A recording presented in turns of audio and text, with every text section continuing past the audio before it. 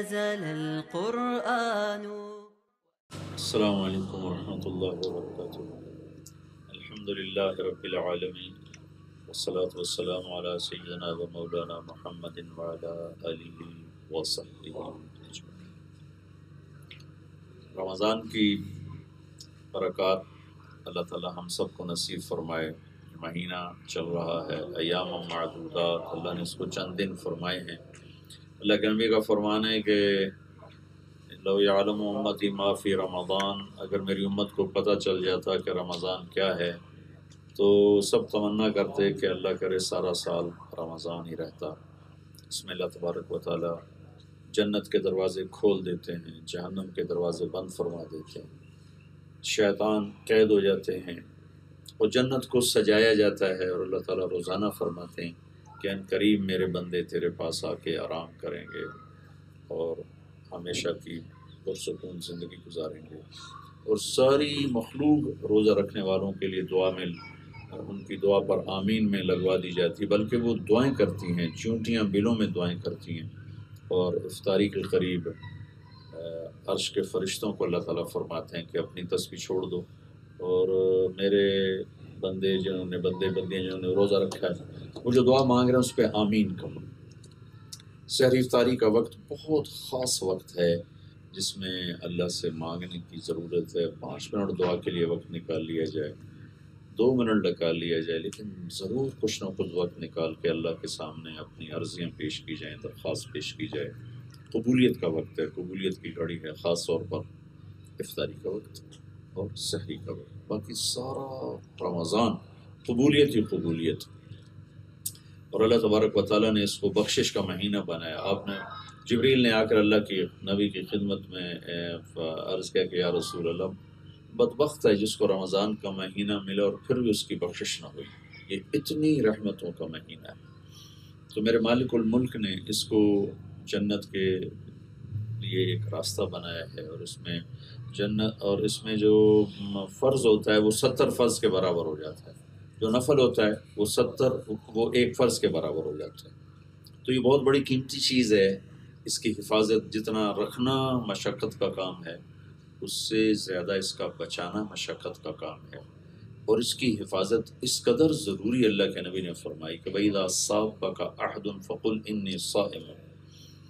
کوئی تمہیں گالی نکالے، گالی پر تو ہر آدمی کا میٹر گھوم جاتا ہے، غریب و امیر ہو. تو میرے نبی نے فرمایا اگر کوئی تمہیں گالی بھی نکالے تو تم اس سے کہنا بھائی میرا روزہ ہے، میں جواب نہیں دے سکتا. اس کی حفاظت اتنی ضروری ہے. اور مشاہدے میں یہ بات آئی ہے کہ روزے کو سب سے زیادہ جو چیز خراب کرتی ہے وہ یہ زبان کا غلط بول ہے. سب سے زیادہ جس سے روزہ خراب ہوتا ہے اور روزے کی نورانیت جاتی ہے، افادیت جاتی ہے، روزے کی جزا میں خلل آ جاتا ہے، کمی آ جاتی ہے. بہت سے گناہ ہیں لیکن جو گناہ سب سے آسان ہے، ہر آدمی حرام نہیں کھاتا، اللہ کا فضل ہے، بہت لوگ ہیں حلال کھانے والے، لیکن زبان کا غلط استعمال 100 میں 100، 1000 میں 1000، لاکھ میں لاکھ، کروڑ میں کروڑ. کوئی 3-4 کروڑ کٹھے ہوں تو شاید ان میں کوئی ایک آدھ ایسا مرد عورت مل جائے جو زبان پہ قابو رکھتا ہو اور اپنے دین کی حفاظت کرتا ہو. سب سے زیادہ جو میں نے دیکھا جس سے ہمارا پورا دین، صرف روزہ نہیں پورا دین تباہ ہوتا ہے، وہی ہماری اس زبان کا استعمال ہے. اس سے میرے نبی پاک صلی اللہ تعالیٰ علیہ وسلم نے معاذ بن جبل سے فرمایا تھا کہ معاذ تمہیں دین کی چوٹی کی چیز بتاؤں، تمہیں دین کا ستون بتاؤں، تمہیں دین کی آخری درجے کی چیز بتاؤں، تمہیں دین کا سرا بتاؤں. الا انبئک برأس الامر وعمودہ وذروۃ سنامہ. 3 لفظ استعمال فرمائے کہ تمہیں آخری درجے کی چیز بتاؤں، تمہیں ستون بتاؤں، تمہیں اعلیٰ درجے کے دین کی چیز بتاؤں. کہنے لگے کیا یا رسول اللہ؟ تو آپ نے ایسے کیا، فأحوى بإصبعيه، آپ نے ایسے اپنے یہ 2 انگلیاں کی، انگوٹھا انگلی اور یوں کر کے اپنی زبان کو پکڑا، پھر فرمایا کف ھذا، اس زبان پہ قابو رکھنا، اس زبان پہ قابو رکھنا. تو معاذ کہنے لگے یا رسول اللہ انواخذ بما نقول، یہ جو ہم بولتے ہیں اس پر بھی کوئی پوچھ گچھ ہوگی؟ تو آپ نے کہا ثقلت کا امک یا ابن جبل، ارے جبل کے بیٹے تیری ماں تجھے روئے، کیا کہہ رہا ہے؟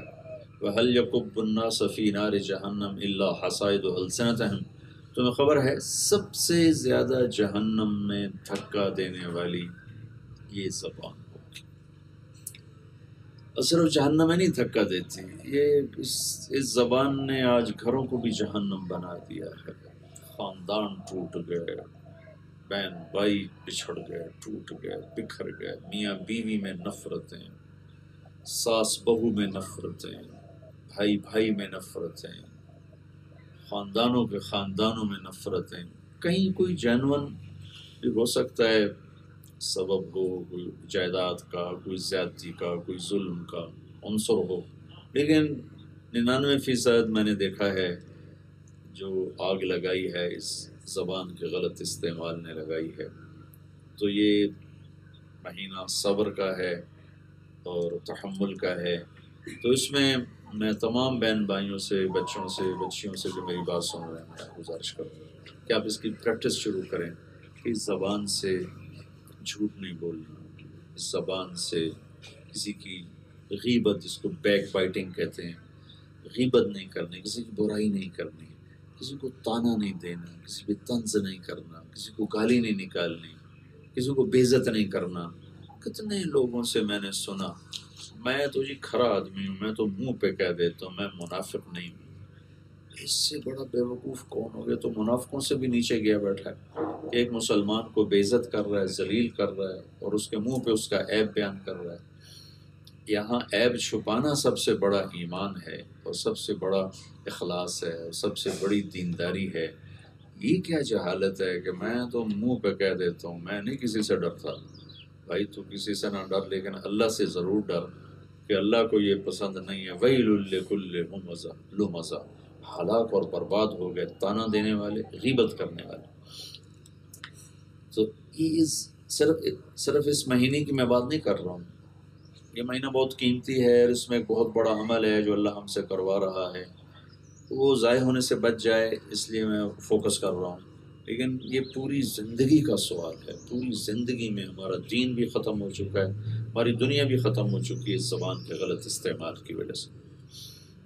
2 گناہ ایسے ہیں اگر ان کی عادت پڑ جائے تو مرتے دم تک نہیں چھوٹتی۔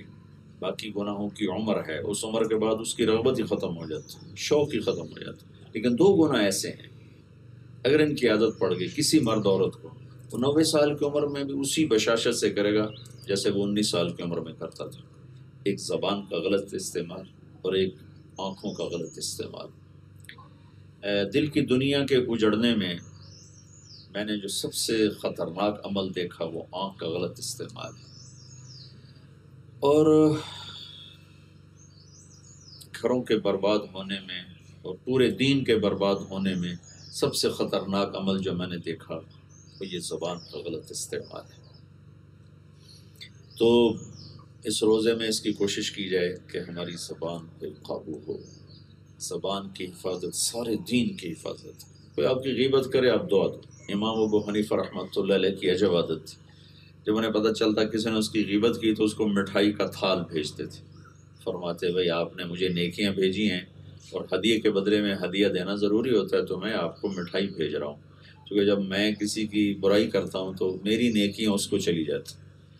تو وہ اس کے جواب میں یہ کرتے تھے۔ امام ابو حنیفہ رحمۃ اللہ علیہ کے بارے میں آتا ہے زندگی میں کسی کی غیبت نہ فرمائے۔ امام بخاری رحمۃ اللہ علیہ کے بارے میں آتا ہے زندگی بھر کسی کی غیبت نہ فرمائے۔ امام ابو حنیفہ کو اتنے تانے سننے پڑے، آج بھی سننے پڑتے ہیں نادانوں کے ہاتھوں، تو نادانوں کی زبان سے۔ تو اللہ نے ان کو وہ مقام بخشا کہ کوئی امت کا آدمی وہاں تک پہنچا۔ امام بخاری کو اتنا ان کے زمانے کے علماء نے حسد کی آگ میں جلایا، حتیٰ کہ آخری زندگی میں بھی گھر چھوڑنے پر مجبور ہوئے اور عجب دکھ بھری دعا مانگی، اللہم ضاقت علی الارض بما رحبت فاقبضنی الیک۔ حاسدین نے ان کا پیچھا، اور اکثر علماء تھے حسد کرنے والے، اور علماء تھے جنہوں نے امام بخاری رحمۃ اللہ علیہ پر یہ قیامت ڈھائی اور یہ مصیبت توڑی ان پر، کہ اے اللہ زمین تنگ ہو گئی ہے، مجھے اپنے پاس بلا لیا۔ شہر سے نکلے اور خط تنگ پہنچے اور اللہ نے اپنے پاس بلا لیا۔ تو اس زبان نے بڑی تباہی پھیلائی ہے۔ میں آپ سب کو اس مبارک مہینے میں یہ گزارش کرنا چاہتا ہوں، آنکھوں کی حفاظت فرمائیں کہ اس سے دل سخت ہو جاتا ہے اور گناہوں کے دروازے کھل جاتے ہیں۔ آنکھ کا غلط استعمال دل کی دنیا کو پتھر کر دیتا ہے، پتھر کر دیتا ہے، اور زبان کا غلط استعمال یہ پورے دین کو آگ لگا دیتا ہے، سارے گھر اجڑ جاتے ہیں۔ اور موسیقی سننے سے گانا بجانا سننے سے نفاق کیسے پیدا ہوتا ہے، اللہ کے نبی کا فرمان ہے جیسے پانی سے کھیتی پیدا ہوتی ہے۔ تو بس یہ صرف یہ حصہ اگر محفوظ کر لیا جائے سارا وجود پاکیزہ ہو جاتا ہے۔ ہمارے استاد صاحب فرمایا کرتے تھے لب و بند و چشم و بند و گوش بند کرنا بینی نور حق برما بخند۔ خواجہ فرید الدین عطار کا شعر سنایا کرتے تھے کہ زبان ہونٹ سی لو غلط مت بولو، آنکھیں بند کر لو غلط مت دیکھو، کان بند کر لو غلط مت سنو۔ اس کے بعد اگر اللہ کا نور تمہیں نظر نہ آئے اور تمہارا دل روشن نہ ہو تو پھر مجھے پکڑنا، مجھ سے آ کے پوچھنا۔ تو میں آپ سب کو یہ عرض کرنا چاہتا ہوں اور آپ سے اپنے لیے بھی دعا کا طلبگار ہوں، میں آپ کے لیے بھی دعا کرتا ہوں کہ اللہ ہم سب کو اپنے پورے دین کی حفاظت کی توفیق عطا فرمائے، اور خاص طور پر اس میں جو سب سے زیادہ بڑا عمل ہے اس کی حفاظت کا وہ یہ زبان ہے، یہ آنکھیں ہیں، یہ کان ہیں۔ جو مرد عورت ان تین پہ تالا لگا دے گا پوری دنیا کے دجال شیطان مل کر اس کو گمراہ نہیں کر سکتے۔ جس کے یہ تین دروازے کھل جائیں گے ساری دنیا کے روحانی لوگ بھی اس کے اندر ایمان کی شمع نہیں جلا سکتے، کیونکہ غلاظت کے گٹر کھلے ہوئے ہوں تو پہلے انہیں بند کرتا ہے پھر صفائی ہوتی ہے۔ ادھر گٹر کھولے ہیں ادھر ہم جھاڑو پھیر رہے ہوں، کہاں صفائی ہوگی؟ اللہ تعالیٰ ہمیں عمل کی توفیق بخشے۔